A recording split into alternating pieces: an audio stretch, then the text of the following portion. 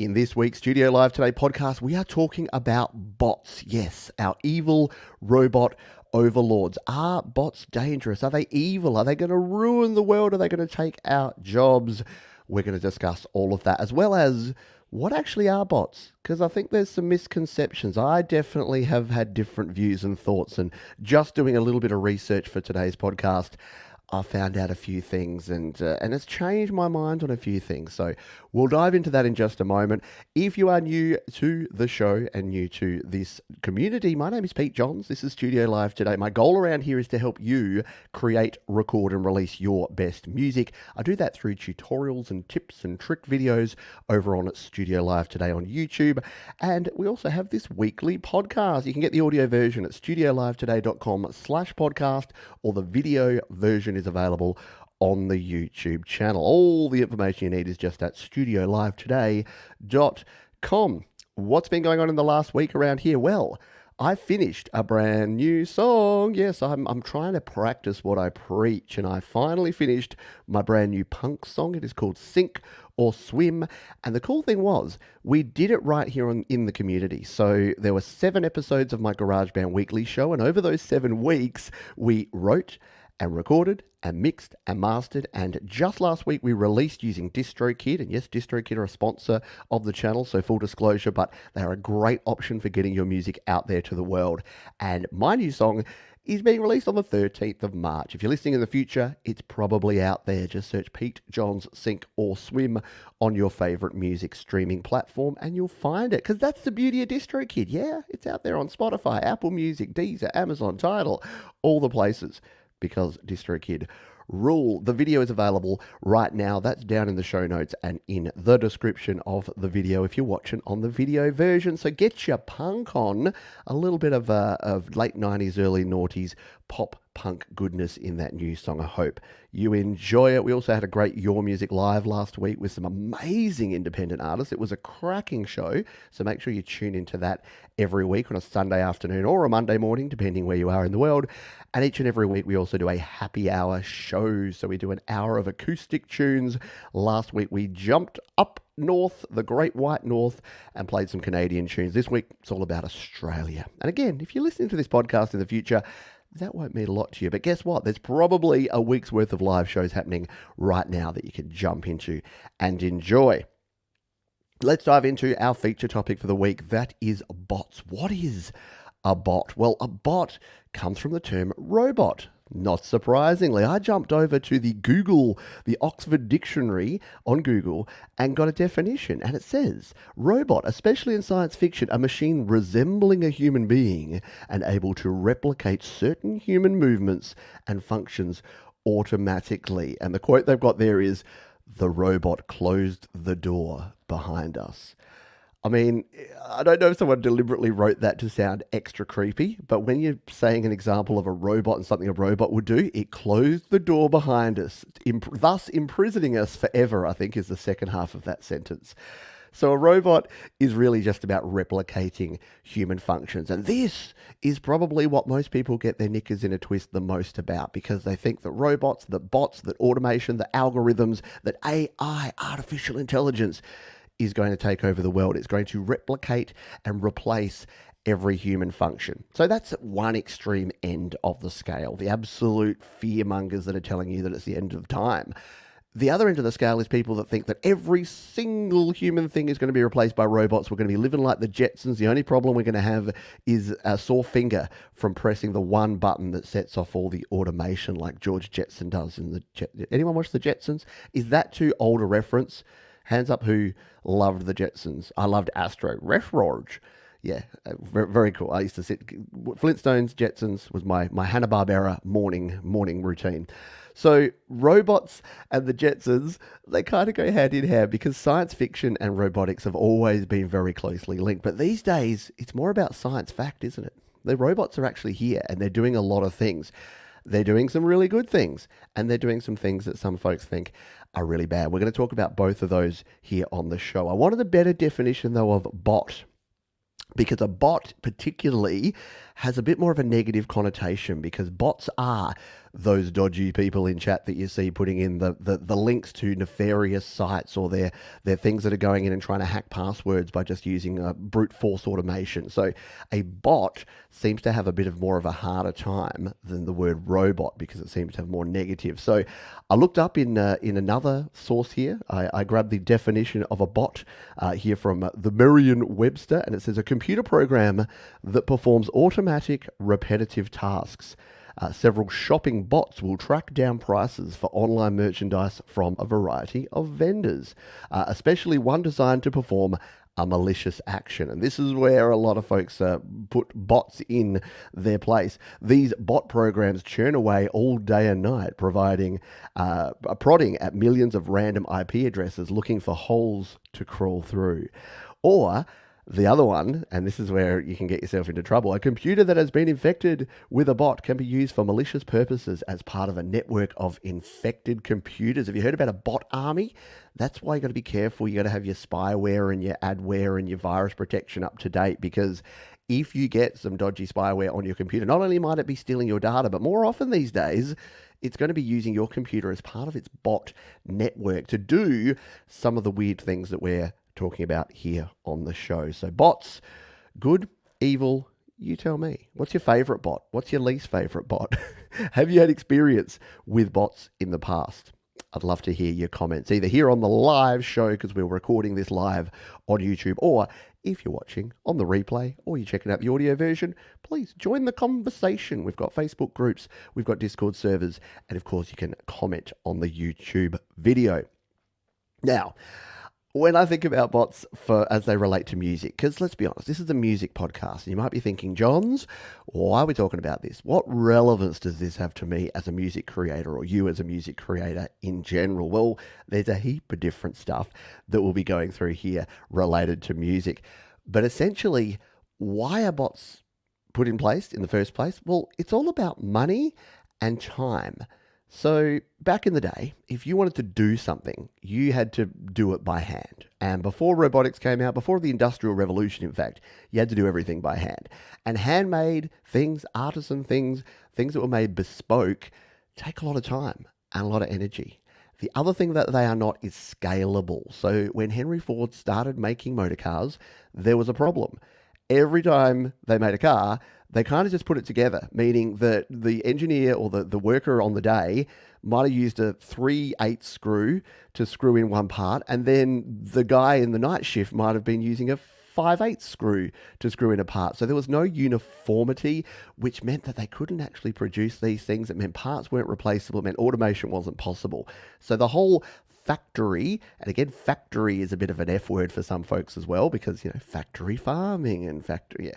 So the factory concept was that we can have replaceable parts, we can have automated systems, and we can make it scalable, so that whether you're making 1 car, 5 cars, 10 cars, or 5,000 cars, you're just using the same process and you can scale it up.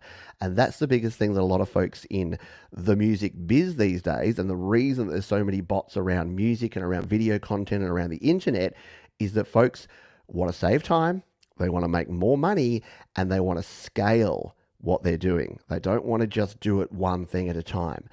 And this leads me to good bots. So what are good bots? You might be thinking, oh, bots are all terrible, they're all horrible, they're all doing the bad thing. But did you get a notification to watch this video? If you're listening on the audio podcast, did your podcast player pop up and say, guess what, brand new episode of Studio Life today, you might want to listen?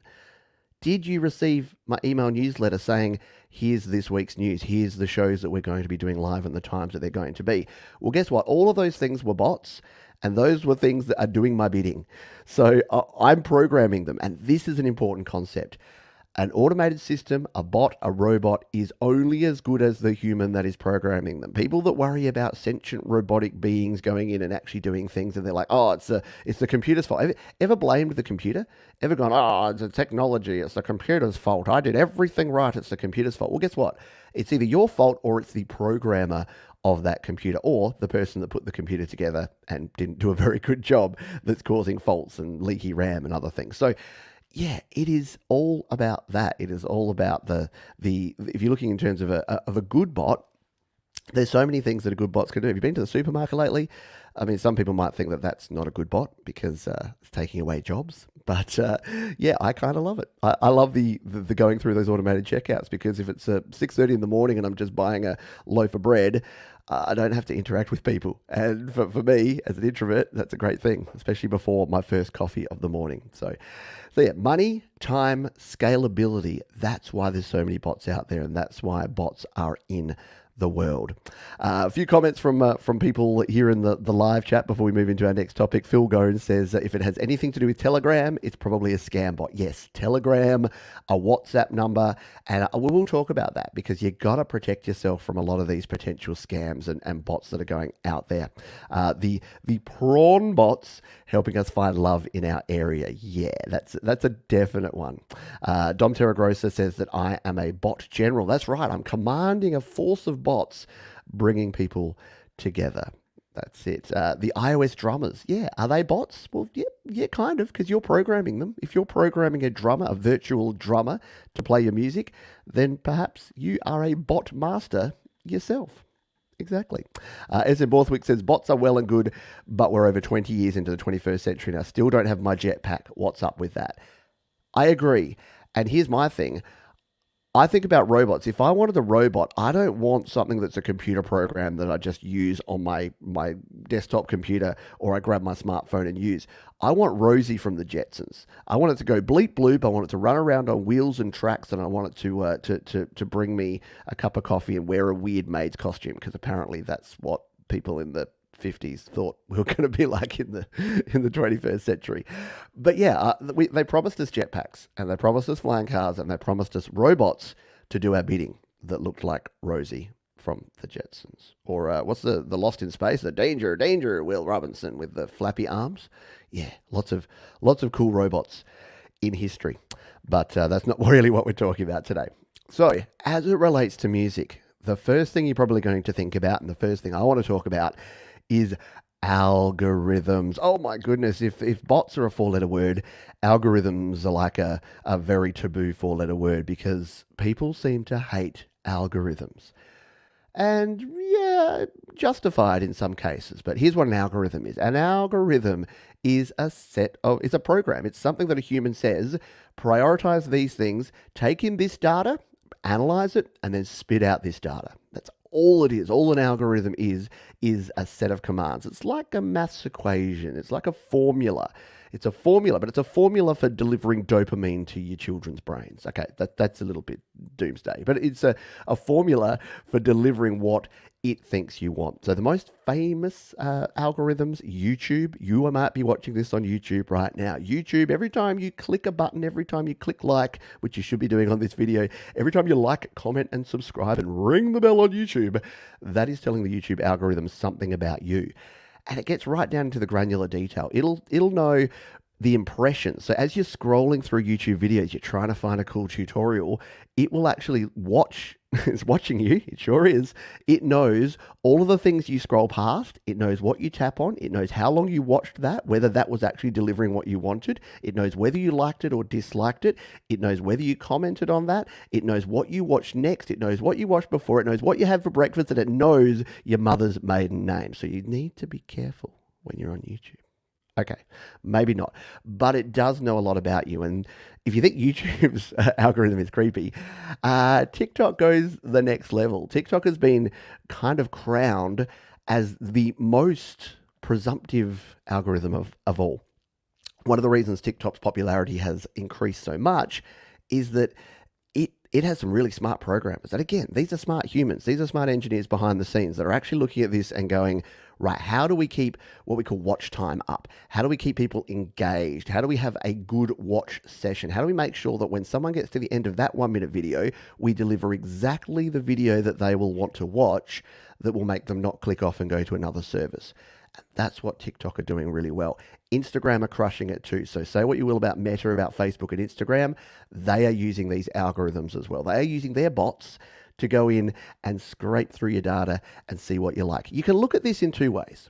You can look at this on the negative and say, this is terrible. Won't somebody please think of the children? And I don't want them to be spying on me and taking my data and using me as a product. etc., etc. Or if you're like me, you're kind of looking the good side of this, which is that I don't want reality TV show promos. I don't want ads for handbags and fashion designer clothing. I want to know about the latest new music app. I want to see Patrick from the GarageBand Guide's new video about weird plugins. I want to see the latest Jade Star app review. So, by it having an algorithm that tracks me and that gets my data and that tells me what it likes, tells it what I like, and then presents me with stuff that I like, isn't that better? Wait, is Pete on the side of the bots? Sort of, maybe. Not really. Pete's a fence sitter, so you know that if you've been here around here a while. But yeah, algorithms are bots. But again, remember, these are programmed by humans. It's not that the machine's taking over, because the humans are tweaking these all the time. And this is where places like YouTube and TikTok and Instagram and Facebook, this is where they get such a bad rap, is because people think, they're doing the wrong thing. Oh, no, they're choosing to do that. Amazon are the same. Again, not as related to music, but you may also like on Amazon, everyone's seen it. Yeah, that is based on an algorithm that knows your shopping habits. It knows what people like you with the same age, location, interest, demographic have bought in the past, and it knows exactly what to position for you to buy to get the most money out of your wallet. There you go. Dom Torregrosa here on the chat says, I don't mind that all my ads now have something to do with guitars. There you go. There you go. And by the way, if you're worried about the different countries, perhaps if there's some xenophobic tendencies around where these people are based, it really doesn't matter. It's all just getting your data. And let's be honest, if companies wanted to spy on you or governments wanted to spy on you, they got other ways of doing it. They're not going to bother doing it through TikTok. They've got it well and truly under control. It's the stuff you don't see you need to worry about more than the stuff that's right in your face. So before we go and knee-jerk react and ban things, yeah, just remember that it's not the stuff that's out there visible that's actually the problem. It's the under stuff. And I'm going to tell you about that. I'm going to talk about the under the blanket stuff a bit later. Ding. All right. I was chatting about this with my wife and I said, what are some ideas that you have of stuff we can talk about to do with bots and how bots are either helping or ruining the music industry and stuff for people when it comes to music? And she had a great point, which is concert tickets. Oh my goodness. Yeah. Have you bought a concert ticket lately? My wife's cousin is trying to get tickets, or has got tickets to go to the Eurovision Song Contest, and the tickets opened up, and it was really really difficult to get these tickets. So she had an army of people, not bots, not a bot army, a flesh army, which sounds creepier than it should. She had an army of people that were on computers logging in immediately, and it threw them straight into a queue. So my wife was helping out, and it was like, you are 2000th in line. There's 2,000 plus people in front of you, and it went through and waited. Now, the reason that these ticketing sites are going through all this effort to do this is that bots are going in and buying up all the tickets. So again, humans are programming, but I don't know how many times I'm going to say that in this podcast, but humans are programming the bots. They're doing the automation. It's not a machine, it's a human. So humans are deciding that instead of being a single human able to buy one group of tickets, they want to program a bot that can go in as 1,000 different people.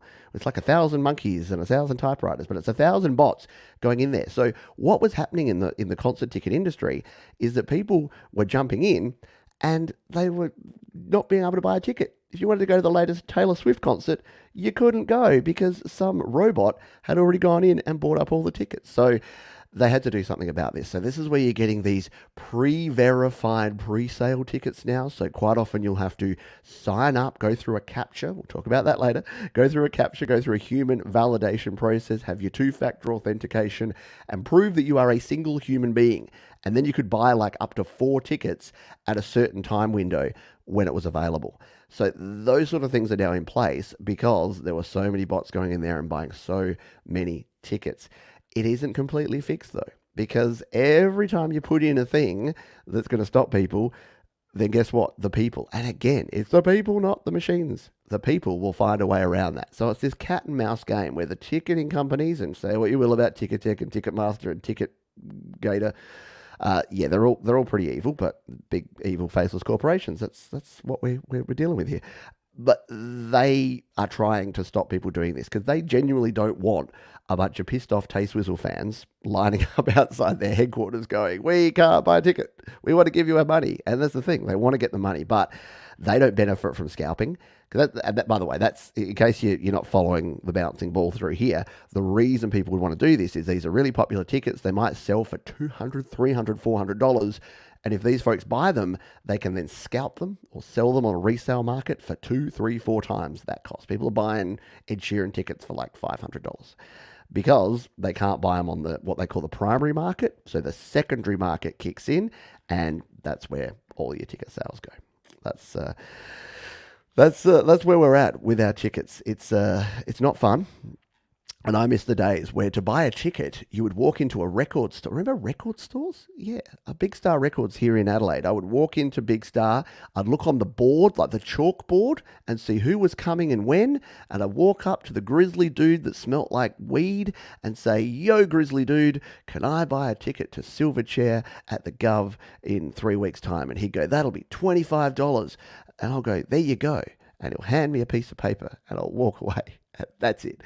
And these days, it is different. At the risk of sounding like an old man yelling at clouds, that's the way I feel. I miss the old days, folks, where we could actually afford to go to things and you could just buy a ticket and you weren't charged a processing fee. What was it that I saw on the most recent ticket I bought? There was a booking fee and then a processing fee and then a credit card surcharge. Now, keep in mind, you can't pay for tickets with anything but credit cards these days, yet they still manage to put a credit card surcharge on there. I'm like, so what's my purchase alternative if I don't want to pay that credit card surcharge fee? And they're like, I don't know, staple some cash to the leg of a homing pigeon and see how you go. Maybe. So concert tickets are ruined. All right, we're going to have a quick break. Mostly so I can have a drink of water. This is why I like having guests on this podcast. We will have guests coming up in the future. We've got some cool folks that'll be joining us on the podcast, but today it's old man rants about robots and the good old days. So Captcha and proving your identity. So one of the things that we have these days online is the need to have things secured. And there's a couple of things that you do here. One of them is Captcha, which is those really annoying things where you have to type a word. But because the bots, the robots, have the ability to read plain text, this is why Captchas have those really weird, wonky graphics that the letters you're like, is that a Y or an N? And then you put it in and it's like, no, it was an R, sucker. You're like, how is that an R? I don't get it. Or the great one, click all the pictures where there is a train that is less than 4 carriages long and also blue. And you're like, well, okay. And you click it and it's like, no, that wasn't right. We'll try another one. You're like, oh, okay. I'm not getting this. What's the alternative? Oh, here's a sound one. Here, listen to this sound and tell me what they're saying. I got no idea what they're saying. So yeah, the captchas are in place to stop the bots. So just like we were saying before, the bots that can create accounts, that can join queues to buy concert tickets, if they put this in place, well, then you need a human to actually interpret these crazy captchas to do it. It's also why things like two-factor authentication are really important because it adds a step. There's an old saying that you can have privacy and security, or you can have convenience, and you really can't have both. And it's so true. If you look at what we do in a modern society, and again, relating it back to music, if you're signing up for SoundCloud or DistroKid or Slaps.com, or you're releasing music, or you're doing anything related to music or sharing your music, or just signing up to Spotify. I know that Jade had a challenge. So Jade Starr, who's a wonderful member of our community, she was showing something about DistroKid and had to sign into a Spotify account. Except the Spotify account needed two-factor authentication, except it then sent it to another email address or another phone. And then it put, there's so many different ways now. We've got authenticators, we've got SMS notification, we've got email notification, you've got in-app notification. Google now. Here's the funny thing. Google, love you Google, but Google's second factor and third-party authentication now, if you go in and say, hey, I'm doing this thing, I'm here, I'm me, it says, we need you to prove you're you. Go to this device, open the YouTube app and click, yes, it's me. Now, if you're like me, you might have several devices. And if you're more like me in terms of like a content creator, I've had so many different iPads and iPhones that I haven't really ever gotten around to, removing from my accounts, that it'll say, go get Big Dude which is like an iPad Pro that sits out in the kitchen, is really only used for watching hockey games, and go to the YouTube app and press yes, it's me. So I have to go out to the kitchen and I'm like, oh, big dude's not plugged in, he's not charged. I can't actually authenticate and authorize that it's me. Give me another method. And it's like, okay, we've sent an email to you to this email address. And I'm like, oh, but that's another Google email address that I don't actually use very often, and I've forgotten the password. So then I have to do a password reset for that. And yeah, you know where I'm going with this. It's a hassle, but it's an important hassle because of something we mentioned earlier. Excuse me. Something we mentioned earlier, which is all about the fact that you don't want to become one of the bots. You don't want to be part of the bot network. So if you don't use two-factor authentication, and by the way, what's two-factor authentication? 2FA, two-factor authentication. It means that when you're logging into something, and I highly recommend, if you don't have 2FA on pretty much everything now, please go and do it. If you do nothing else, if you listen to nothing else of me ranting here today, use two-factor authentication, because as annoying as it can sometimes be, it can save your bacon. Because what a bot will do is it'll use what's called a brute force attack. So it'll say, I know you. I know you're Studio Live Today. So therefore, your email address is probably studiolivetoday@gmail.com. And what they'll do is they'll brute force that. They'll just ping every possible password. Now, if your password is password123, you're already boned and you probably deserve to lose all your data and become part of a bot network. But even if you've got a strong password, eventually, the way these encryption algorithms and these bots are working, they may get through. They may actually penetrate, or more likely, there's been some sort of data breach. Here in Australia, you can name them. There's been Optus, there's been Medibank, there's been AGL, there's been the state government. There's been so many data breaches lately where, through no fault of your own, some of your data's been lost and it's gone to the bad guys. Now, if you don't regularly update your password or have two-factor authentication on there, they've got your password already. But here's the thing. With two-factor, have you ever got those weird emails where it's like, it looks like you've tried to log in from Turkmenistan on a Google Chrome tablet?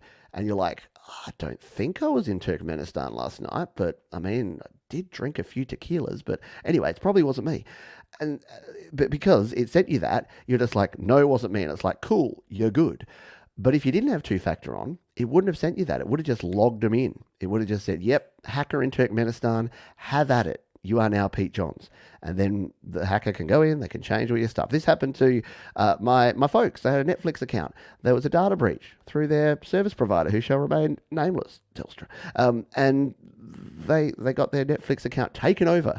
So someone was able to use their Netflix account, and they went in and they changed everything, and the only way that they could get it resolved was to confirm their payment method. So they had to call Netflix and say, here's my name, here's my credit card number, and code, which, again, you feel like, oh, am I really talking to Netflix now?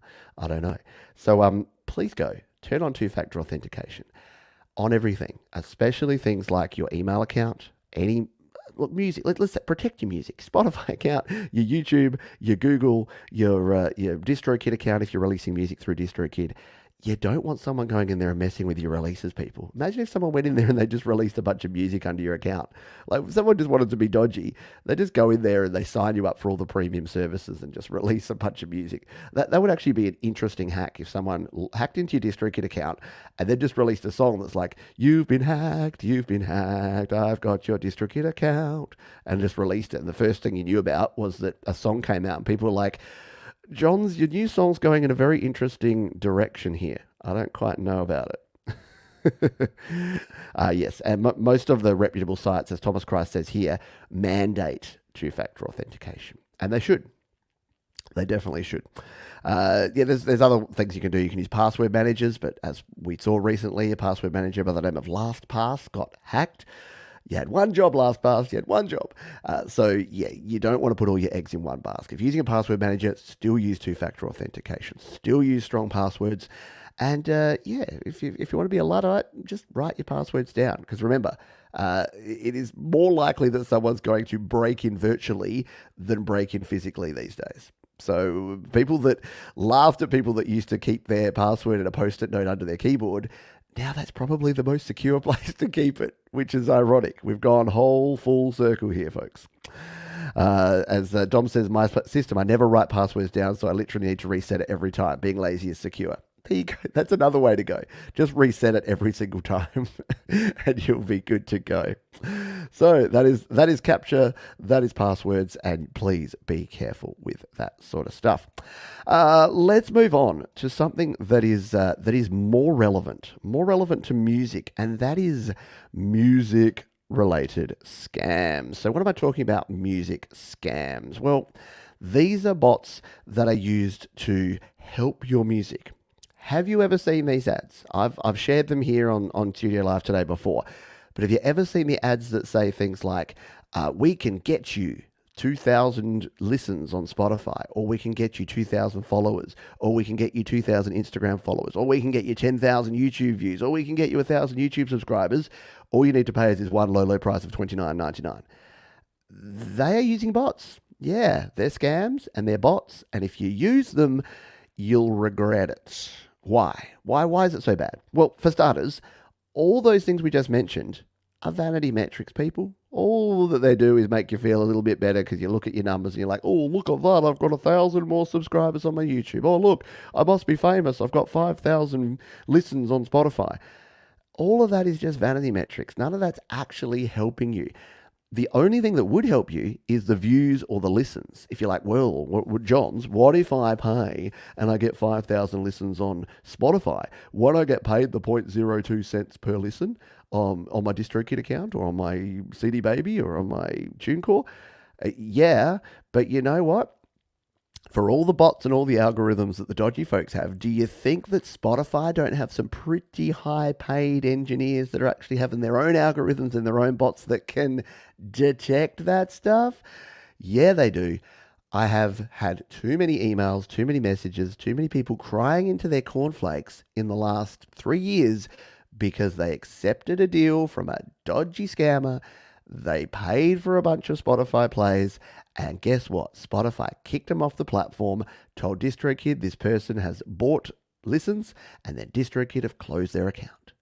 And they've got not a leg to stand on because that's 100% in breach of all of the terms of service of every platform. If you read the terms of service, and I'm sure you've read the terms of service of every single platform you have ever used, but if you read those terms of service, you'll notice that they say things like using robots, using bots, using algorithms, or paying people to get false views, fake listens on your stuff is not going to be tolerated.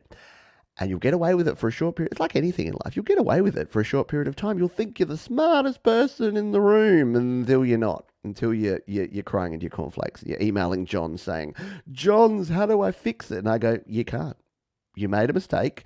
It was a pretty bad mistake. And they're like, but the person said it. I'm like, yeah, guess what? Criminals lie so that they can commit crimes, just like scammers lie so they can scam people. You got to take things with a grain of salt. If you take it at face value and assume that everyone's telling you the truth, especially when it sounds too good to be true, guess what? It is too good to be true. And as someone mentioned earlier, if they mention Telegram, if they mention a WhatsApp account, if they try to take you off platform, that's a pretty good idea that something's wrong. And I'm going to give you a teaser here. We're going to end the show here today with something fun because I've left a comment on my YouTube channel for the last few weeks. We're going to delete it today, but I wanted to leave it there because I want to read it. We're going to do some scam theater here today on the show, folks, because I just found it so funny. I've got one of these bot comments that has the comment and then all the responses. It is hilarious. And we're going to go through that and read through that at the end of the show. I think you might enjoy that one. So please stay away from music scams. They really are going to damage you. And there's so many things. And look, it even goes down. Speaking of music scams, the other part of music scams that we'll talk about here, in fact, there's three. So that's sort of the first one, which is a really obvious, really nefarious one. Jade Stars mentioned something here. She said there are even promoters here in Australia and all around the world, in fact, that expect you to pay to play at a venue. They expect you to bring a certain amount of people to make less than what you paid to perform. Yeah. So that's the other thing. There are a lot of these. They're online and offline now. You'll receive these sort of emails. It'll say it's from a radio station or you'll say it's from a promoter and they're interested in your music. I just heard your song. algorithm puts in name of song that you just released, and I thought it was great, and I work for a marketing firm that can really get you going. Yeah, they probably don't, and if they do, they're probably just sending out a pro forma. I'm sorry, I know you're special and your music's amazing, and I don't doubt that for a second. But guess what? Everyone's getting those emails, and it's not actually that special. I'm sorry, it's not me. Don't blame me. Don't shoot the messenger, please. But yeah, you'll get an email like that, or it'll say I'm a promoter, and all you need to do is do this audition. Like a lot of them now are hiding behind this audition, and there's real people. I've done one. I did one just to go through the process. You do an audition, and they say, "Oh, really great. Yeah, we can definitely pay you cash money to perform on our live platform." And then you go through the process, and they're like, "Okay, so here's the deal," and you're like, "Wait."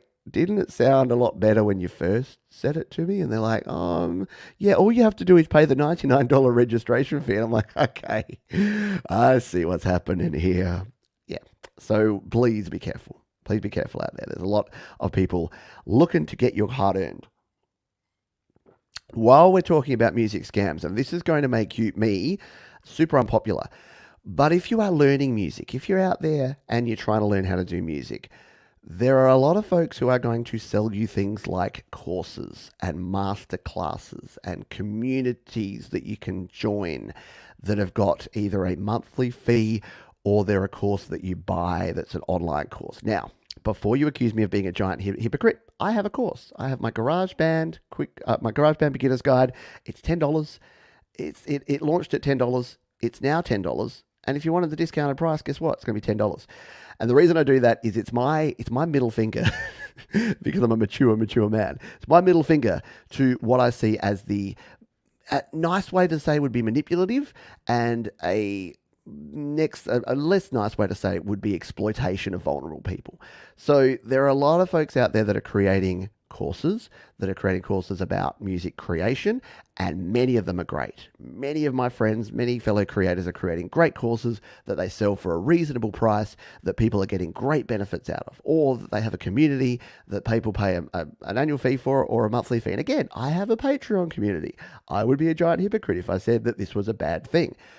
But the problem is that whenever people see that opportunity to spin an angle, they're going to push it. And there's something called a course launch. Just type it into your Google right now. Go how to launch a course. And this is the nefarious side of courses, is that the people, not only the people wanting to sell you courses, there's people that want to sell you courses on how to sell courses. It's weird. It gets into that meta thing. It's like the people that are doing pyramid schemes where they do these get-rich schemes, and the get-rich scheme is sell get-rich schemes to people. It kind of makes no sense. But what the way this works, you've seen it. I know you've seen it. I know you might have participated in some of this, and that's okay. I have too. We're all human. It's fine. So the way this works is a creator will put out what they call a lead magnet. So this is a free PDF. It's a free guide to check out my free guide to something, or grab this free sample pack, or grab this free. It's free. It's got to be free. So they'll send out a lead magnet with a free thing. You'll then download the free thing, but guess what you give them when you get the free thing? That's right, your email and your details. So you can then go into their sales funnel. What is a sales funnel? It's a bot. Yes, we finally got back to why this is relevant. So, you know how I said at the start, time, money, scalability? This is what creators are doing. And again, I'm not saying whether this is good, bad, or otherwise. I probably am. I'm probably saying sometimes it's bad. Sometimes it's fine. But you're going into a sales funnel. So on day one, you'll get an email that will say, hey, thanks so much for downloading your free thing. You're awesome. You're amazing. May not even have a strong sales push. On day 4, you'll get a second email that will say, we really hope you're enjoying the free thing you got. I'm personally accountant. No, they're not. It's a bot. So you get this second bot email, and it will usually have a product at a ridiculously reduced price.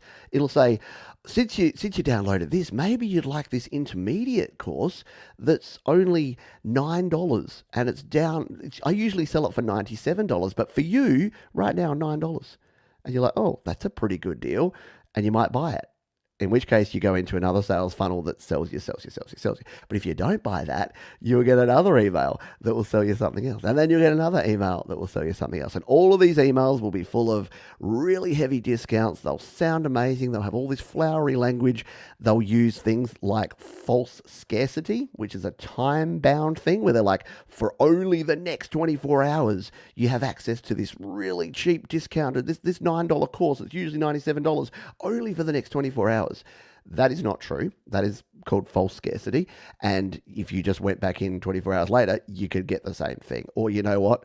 If you ever do one of those things, by the way, just sign up with another email address. You'll get the same offer, the same 24-hour time window, and you can go back and buy it. So I wanted to mention that because a lot of folks get into these. And look, music's not so bad because generally, by the time someone sells you a music course and a bunch of people do it, then you'll know whether it's value or not. It's the make money courses that are a lot worse and a lot more toxic with this sort of stuff. But there are people out there that have spent literally thousands, if not tens of thousands of dollars on courses to try and make good music and are not making music. But they're going into the next one because they're in the sales funnel and then they see the next deal come up and they're like, oh, wow, now it's a mixing course that's only $47, but it's got $1,297 worth of value. I better buy that because that will help. No, you know what will help you? Creating, recording, and releasing music. Rinse, repeat. Practice makes progress. Anyway, I'll get off my high horse. I'll jump down off my soapbox. But yeah, there's people out there that want to part you from your money. And yeah, it's fine. Again, I'm not being a hypocrite about this stuff. I sell a course. I have a Patreon. That's cool. But what I'm not going to do is tell you that my $10 course is suddenly discounted for $5 for only 24 hours when it's a digital product that has no supply cost anyway. Yeah, right. It's weird. It's weird. I don't like it. Alrighty, let's go. Yeah, as Jay Star says, if you ever sign up for a free cheat sheet on YouTube, get the cheat sheet and immediately unsubscribe or you'll end up with 3 emails a day. It's true because a bot will keep sending you emails and they'll keep coming through. So there you go. You've got the really nefarious stuff, you got the in-between, and then you got the stuff that on the surface is probably fine. It's not actually a scam. I'm sorry if I called it that. But it's the sales funnel and the lead magnet. It's the slightly shady cousin. Like it's not the guy that goes in and robs a bank, but it's the guy, you know, that guy that's got the accountant that never seems to pay enough tax. Yeah, it's that guy. All right. A couple more things we wanted to talk about here before we finish off with a little bit of theatre, a little bit of scammer theatre here, because we're talking bots today. Robo calls. Hands up, who's had a robo call in the last week? I've had 4. 3 of them hung up on me. I don't know why. I deliberately aren't. I usually ignore unknown numbers or ignore calls that are probably scammers. But I've been trying to do my research. I've been trying to talk to as many scammers as possible in the last week and as many robotic related things. But so I had 3 that didn't answer. 1 actually called during a Patreon live stream. So hello to my patrons. You got to see me answer this call. It was from a guy at a wine club. And look, the robocalls fall into 2 categories. And look, I've been part of the problem before because I worked for a company and I worked in their call center. Well, I worked in their calling department, their marketing and their sales department. And we made sales robocalls, and I'm sorry. And look, they are reducing a bit because they're losing their effectiveness, but they're still there. So there's 2 types of robocalls. One is where the robotic dialer will actually call you and then it will connect you to a human. And you know why sometimes it hangs up? When you get a call, you're like, hello, and it sits there for 2 seconds and it hangs up. That's because there's no one there to take the call. Did you know that? Isn't that wacky? So these dialers, they're called predictive dialers. The way they work, again, get a bit of the inside baseball stuff here from someone who's been in the trenches, but the way they work is that they estimate how many of the staff that are making the calls are going to be available at any given time, and then they make the calls. And then they connect you. As soon as they get a live call, so someone who's actually answered, hello, then they connect it to an agent. But guess what happens? If there's no agent available, there's no one to talk to them. So it will just disconnect. So if you've ever had those calls where you open it's a telemarketing call, but there's no telemarketer available to call to actually connect to you. And We didn't like them. You tried to avoid them. You tried to set your algorithm. Again, the algorithm was set by the human. So the humans, the evil folks like me that were doing the calling, we would set the algorithm to say, we would set the automated outbound caller to say, do it at this level of intensity. So normally you do it where you could get as close to 100% pickup rate as possible.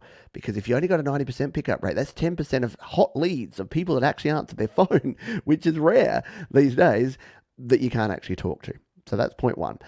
That's the first type of robocall. The second type of robocall require interaction from you. So this is where you get a call and it's like, what's the classic one? It's like, this is Amazon Prime. Your Amazon Prime membership has just been renewed for $199. If you did not make this payment, this subscription, and do not require this, please press 1 and we will put you through to an operator. And then you, of course, hang up. But if you're like, oh, wait, I've been charged for something that I didn't buy, which is virtually never the case, you'll go through to the agent and they'll say, oh, yes, we'll process your refund for you. It's called a refund scam. Again, Google it. Google refund scam. Go check out Scammer Payback or Kitboga or one of the great scam baiting channels on YouTube if you want to learn more. But yeah, the refund scam is horrible because what it does is it preys on people's lack of trust of banks and lack of trust of companies like Amazon because they think, oh, yeah, bloody Amazon, of course they charge me that money. And then what the scammer will do, and look, I know it sounds laughable, but in the moment, vulnerable people are going to do strange things. And it only need to operate at like 0.1%, and they're still going to make money. So what they will say is, we need to log into your computer. I need to go into your bank.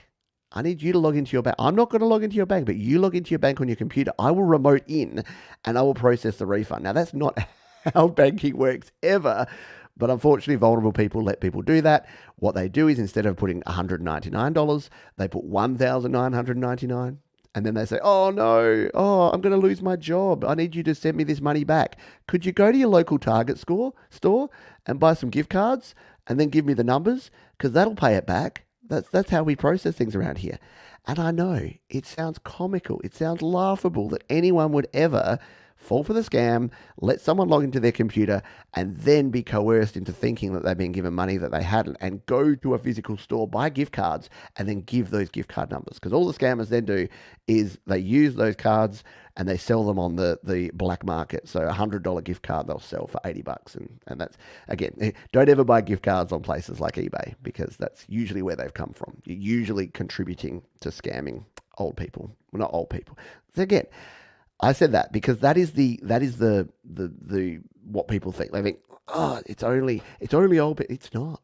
It's young, it's old, it's young, it's intelligent, it's low socioeconomic, it's high socioeconomic, it's everyone. Everyone is capable of being scammed.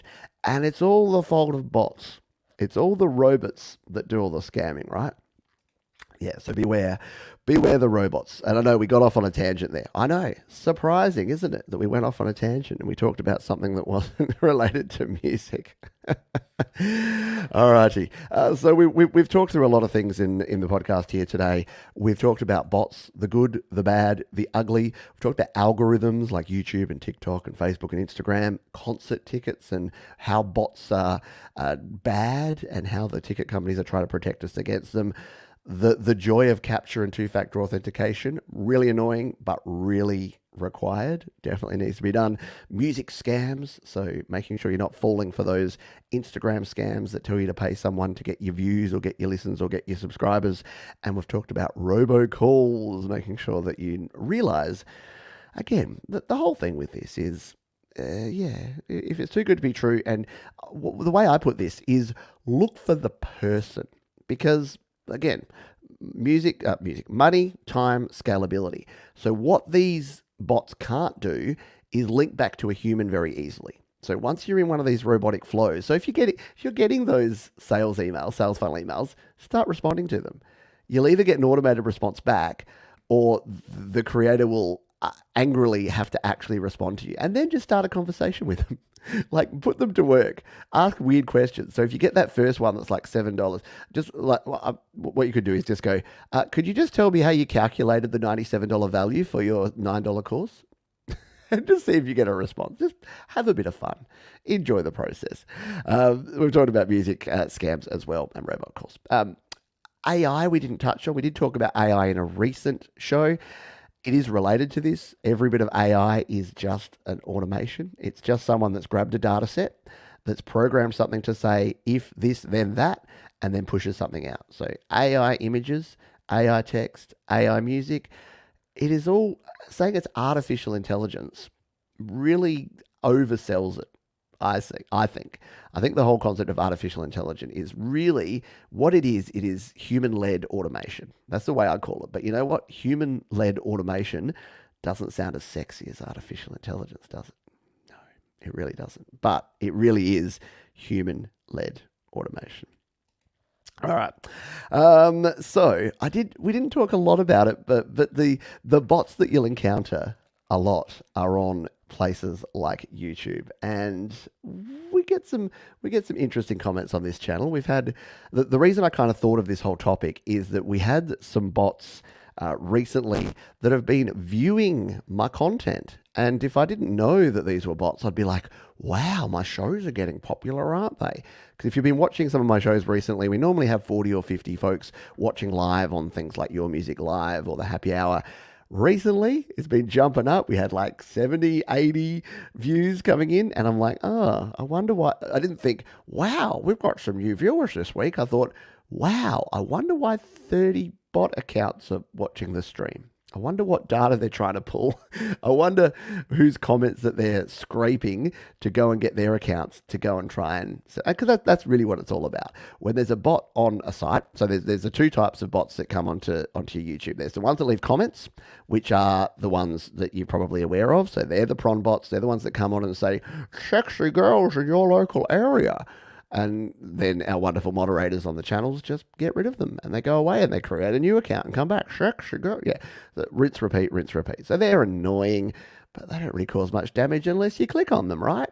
And again, like we said before, only 0.01% of people, because it's an automated system, because it's human-led automation, the human just programs it in and says, grab these 1,000 bot accounts, go out to these 10,000 channels, go nuts. Do your thing, bots.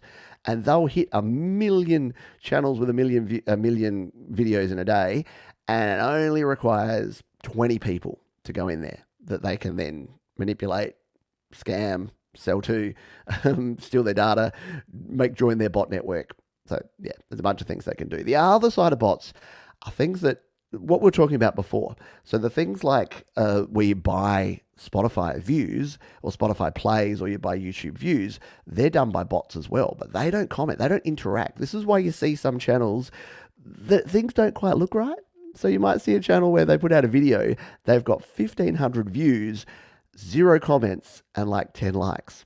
And you're thinking to yourself, how did they get 1,500 views and not a single person comment? The answer is bots. And look, if they're smarter these days, they'll try and put bot comment interaction in there, which are getting quite good. They can have conversations as part of that, which is really interesting. And again, that's what we'll get to in a minute. But yeah, a lot of them are just in there to view. And the reason that they'll put bots into these channels is to, and again, don't get paranoid about this stuff, but just protect yourself. Protect yourself with the 2-factor, protect yourself with security.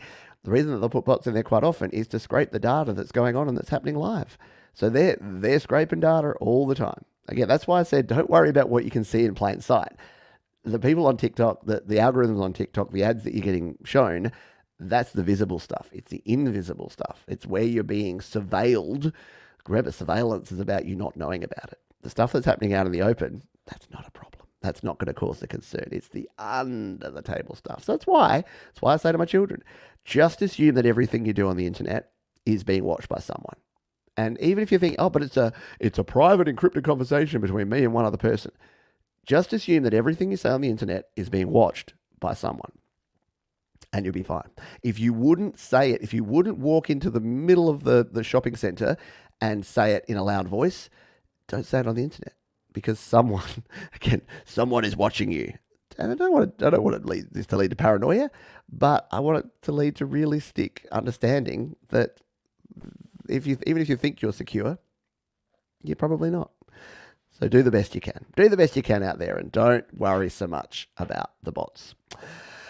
Alrighty, it is time. We're at the end of the podcast, but I wanted to go through a little bit of fun here to finish up with. And for those watching on the video version, you'll get to see the comment as well. For those listening on the audio version, don't worry.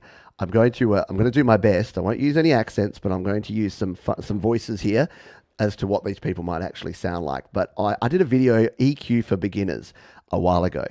And I suddenly looked at the video and I'm like, why does this video have the opposite problem? Why does this video have 200 views and 22 comments?